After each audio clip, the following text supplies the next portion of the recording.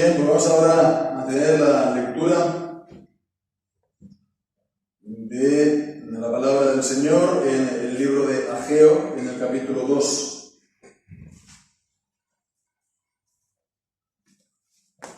Y vamos a leer desde el versículo 10 hasta el 14. Ageo, capítulo 2, versículos del 10 al 14. Y dice así la palabra del Señor. A los 24 días del noveno mes, en el segundo año de Darío, vino palabra de Jehová por medio del profeta Ageo, diciendo: así ha dicho Jehová de los ejércitos, pregunta ahora a los sacerdotes acerca de la ley, diciendo: si alguno llevare carne santificada en la falda de su ropa, y con el vuelo de ella tocare pan, o vianda, o vino, o aceite, o cualquier otra cosa, ¿será santificada? Y respondieron los sacerdotes y dijeron: no. Y dijo Ageo: si un inmundo, a causa de cuerpo muerto, tocare alguna cosa de estas, ¿será inmunda? Y respondieron los sacerdotes y dijeron: inmunda será. Y respondió Ageo y dijo: así es este pueblo y esta gente delante de mí, dice Jehová, y asimismo toda obra de sus manos, y todo lo que aquí ofrecen es inmundo. Amén. Y el Señor bendiga su santa palabra.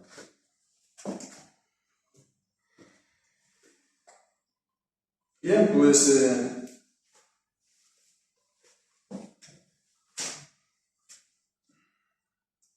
uno de los deberes de los sacerdotes que en el Antiguo Testamento vemos repetidas veces, que es el distinguir correctamente entre lo que era puro e impuro, ¿no?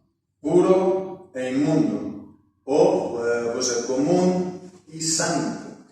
Y esto es entonces algo que se repite una y otra vez en el Antiguo Testamento. La primera vez que vemos algo parecido es sobre todo en el pasaje de Nadab y Abiú, cuando ofrecen fuego extraño que el Señor no había mandado. Por lo tanto, era algo no santo, era algo entonces como mínimo común, o incluso podría ser impuro. En todo caso, no era santo, no era lo que el Señor había ordenado. Por lo tanto, era una degradación y una profanación de lo santo. Y vemos entonces aquí en el capítulo 10, el versículo 10 de Levítico, dice la última parte del versículo 9: estatuto perpetuo será para vuestras generaciones, para poder discernir entre lo santo y lo profano, entre lo inmundo y lo limpio. Vemos entonces estas dos parejas de palabras: lo santo y lo profano. Es lo contrario, una cosa santa y una cosa profana. La profana es lo común, lo que no ha sido especialmente santificado, consagrado al Señor. Pero después está lo inmundo, y que es lo contrario entonces de lo limpio o de lo puro. Lo impuro es lo contrario de lo puro, lo profano o común es lo contrario de lo santo. ¿Hay alguna diferencia? ¿Es algo importante distinguir entre esto?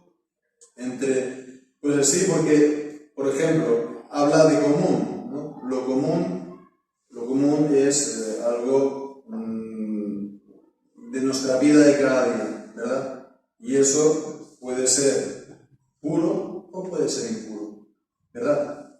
Puede ser incluso puro, pero no es santo hasta que haya sido santificado. Y pues digo que esto se encuentra otras veces y lo vemos también en Ezequiel. En Ezequiel las repetidas veces, pero por hacerlo pues resumido, sobre todo la visión final del nuevo templo, en el capítulo 44. Allí pues leemos en el versículo también 24, que enseñarán a mi pueblo a hacer diferencia entre lo santo y lo profano, y les enseñarán a discernir entre lo limpio y lo no limpio.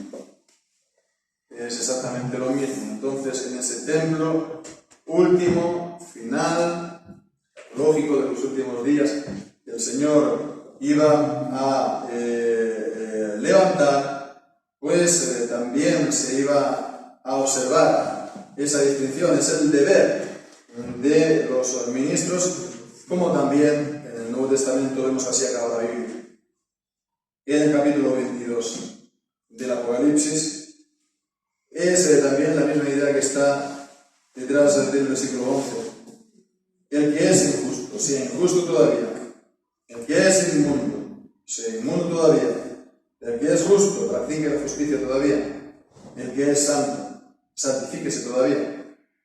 Entonces, vemos a que se mantiene esta división, se tiene que mantener esta división sin mezcla entre lo profano y lo santificado, y entre lo limpio o puro y lo no limpio o lo impuro.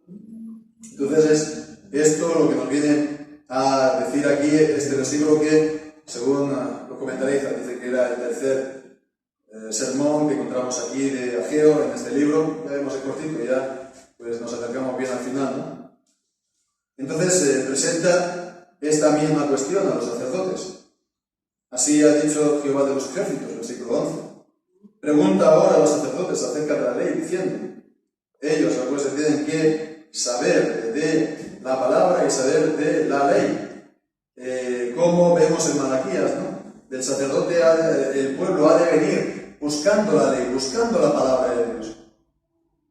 Pues es esta pregunta misma: si alguno llevare carne santificada, es decir, una carne que ha sido consagrada a Dios, una carne de las ofrendas o una carne de los sacrificios a Dios, una vez se ha ofrecido, una vez ha sido entonces santificado, y pues digamos, pues lo lleva pues en la falda de su ropa, tiene la túnica y pues lo pone ahí. No es que sea, digamos, la mejor manera de llevarlo, ¿verdad?, en las ropas sacerdotales tal vez, pero bueno, es una imagen, es una figura, ¿verdad?, del lenguaje, como tantas otras que nos encontramos en la Biblia.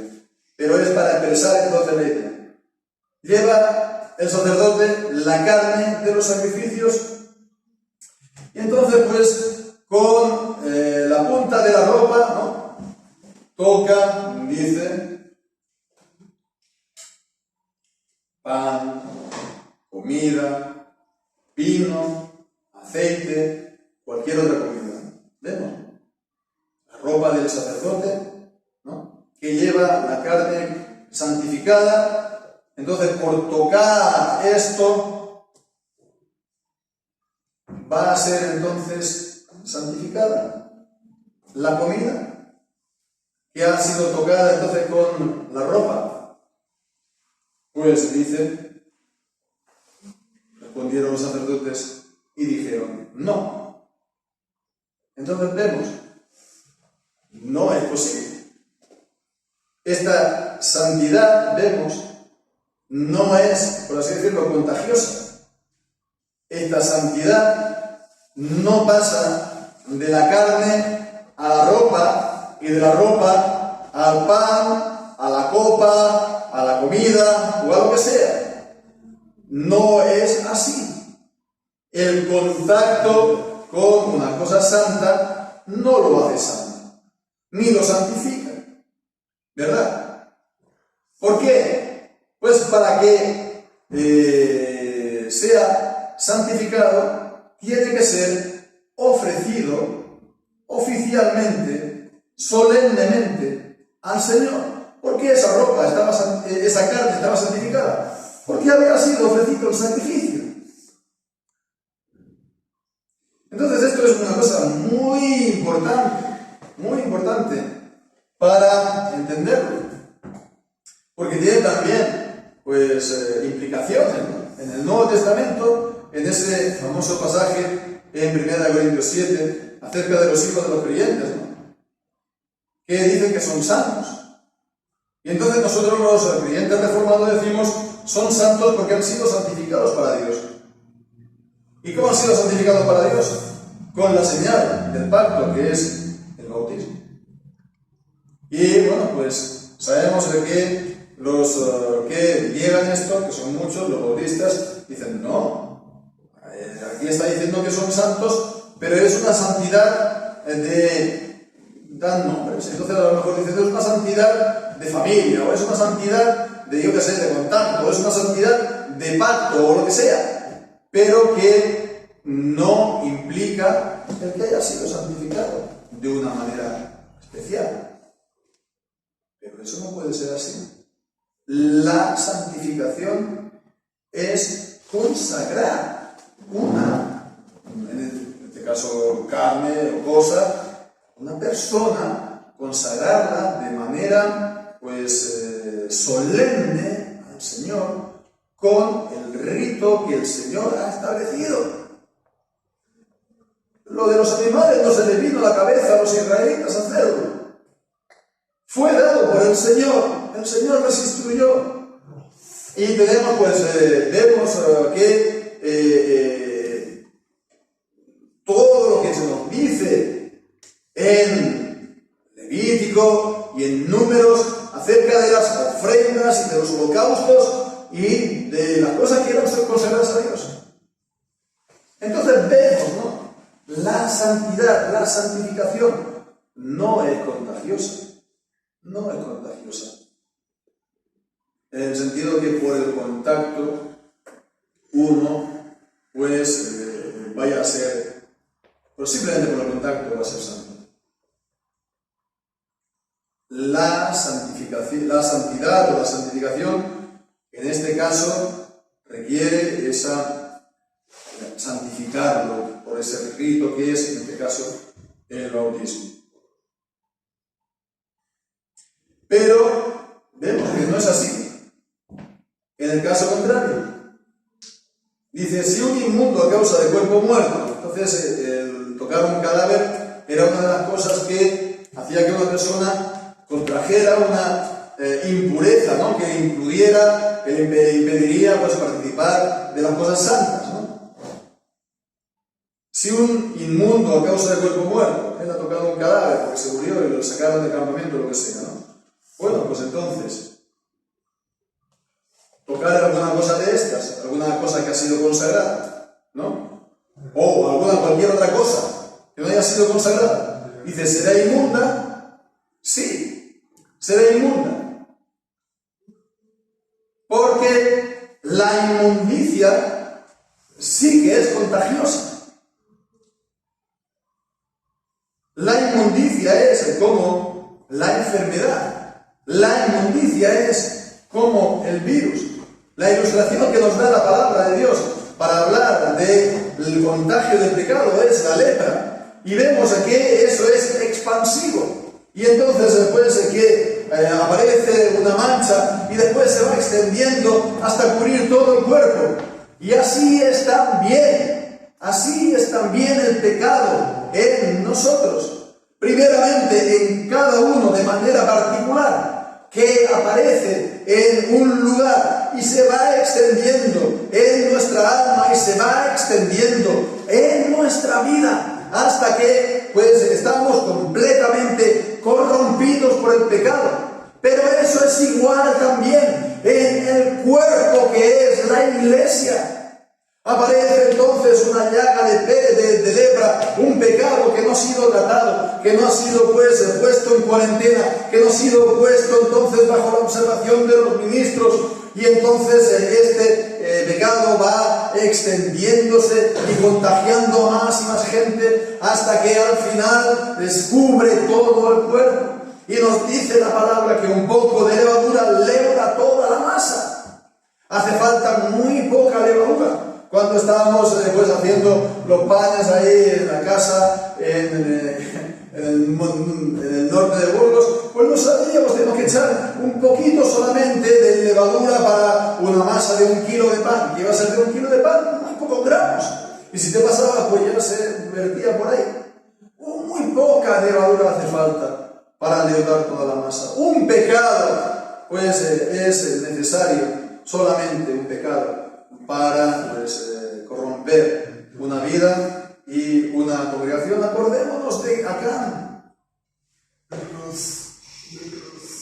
En la conquista de Josué de la tierra, él se tomó un manto babilónico, él se tomó un lingote de oro. ¿Quién lo ve? ¿A quién le importa? Hay tanto. Y va y lo pone pues entonces en el suelo de su tienda. Nadie lo ha visto. Entonces nadie le afecta. Pero vemos que de esa manera él se convirtió en anatema. Y porque él estaba en medio del pueblo, todo el pueblo también estaba sufriendo de ese anatema. Y no pudieron resistir ante sus enemigos. Y el pueblo que tenía que ser victorioso ante multitud de pueblos mucho más numerosos que él, pues empezó entonces ya a sufrir severas derrotas.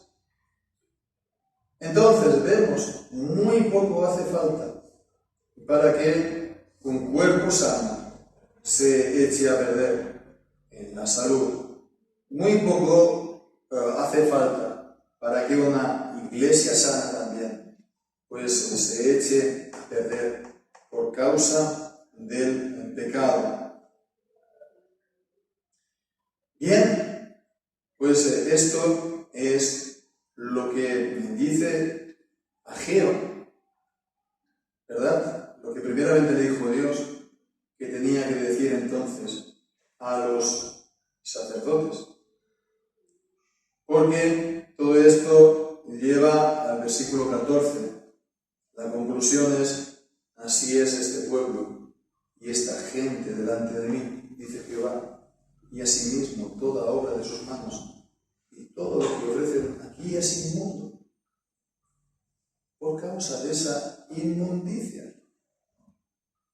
Esa inmundicia y esa impureza y ese pecado que tampoco hace falta que sea un pecado en concreto, porque ya solamente nuestro interior, nuestra naturaleza corrompida por el pecado que mora en nosotros, ya es así, inmundo delante de los ojos de Dios. Nosotros pues tendemos a lo mejor a no verlo, tendemos a justificarlo tal vez, o a no ver la gravedad, ¿no? Pero no es así para con Dios. Dice, son inmundas sus personas, pero también todo lo que ofrecen aquí es inmundo. Porque eso también contagia su servicio. Ya estamos viendo el domingo acerca del culto agradable a Dios, que debe ser un culto en santidad, que tiene que ser un culto en reverencia, en temor, porque es fuego consumidor nuestro Dios. Porque si ofrecemos este culto con pecado, Dios también lo ve de esta manera, afectado, teñido de pecado. Llama la atención, vemos, como tanto Ageo como Zacarías, que dirigían la palabra de Dios a Zorobabel y a Josué, los dos. Ageo lo vimos, ¿verdad?, la semana pasada, y Zacarías también. A Zorobabel, el gobernante político, también Josué, el sumo sacerdote, al máximo también dirigente, responsable religioso. Y los dos hacen esta misma insistencia en cuanto a la inmundicia. porque es la visión que tiene Zacarías del sumo sacerdote Josué. En el capítulo 3 vemos aquí, leemos el versículo 1, me mostró al sumo sacerdote Josué, al cual estaba delante del ángel de Jehová, y Satanás estaba a su mano derecha para acusarle. Y dijo Jehová a Satanás: Jehová te reprenda, oh Satanás. Jehová que has cogido a Jerusalén te reprenda. ¿No es este un tizón arrebatado del incendio? Y Josué estaba vestido de vestiduras viles, inmundas, impuras, delante del ángel. Y habló el ángel, y mandó a los que estaban delante de él, diciendo: quitadle esas vestiduras viles. Y a él le dijo: mira, que he quitado de ti tu pecado, y te he hecho vestir de ropas de gala.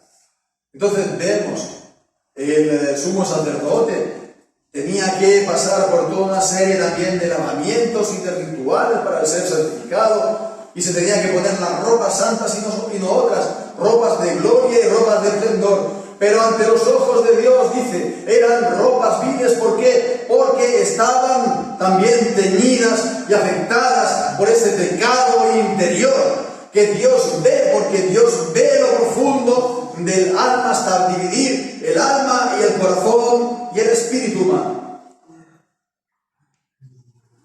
Entonces, esas vestiduras viles, vemos, es el pecado. Y pues por eso le dice: quitadle esas ropas viles y ponedle entonces otras ropas de gala, que son las vestiduras de salvación que Dios da a su pueblo. ¿Cuáles son estas vestiduras de salvación? La justicia y la santidad de Dios. Jehová, justicia nuestra.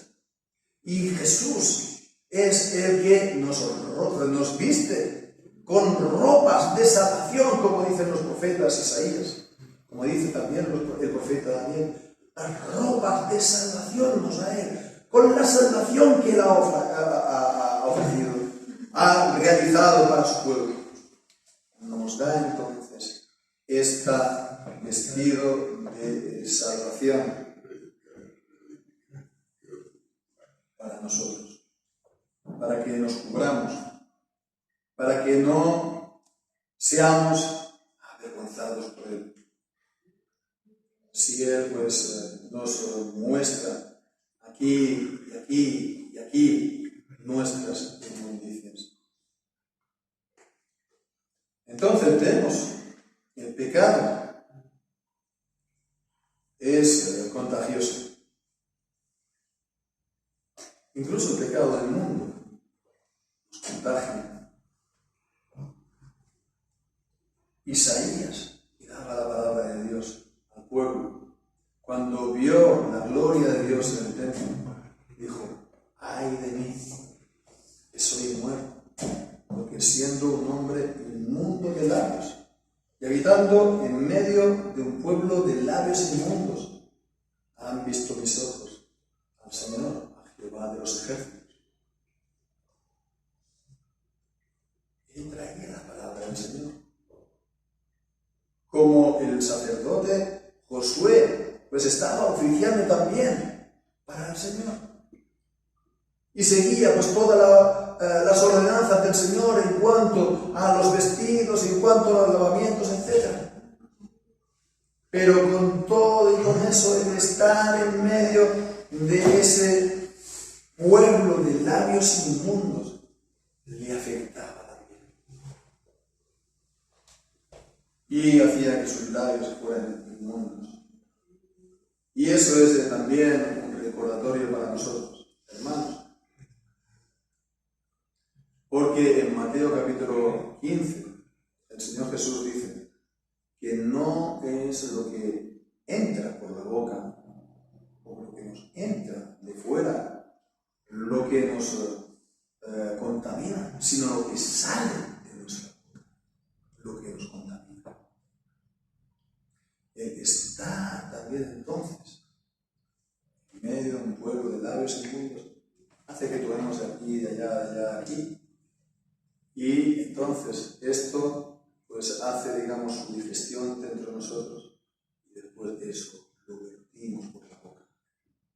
Y eso es lo que nos contamina y eso es lo que nos hace inmundos y hace inmundos a los demás también.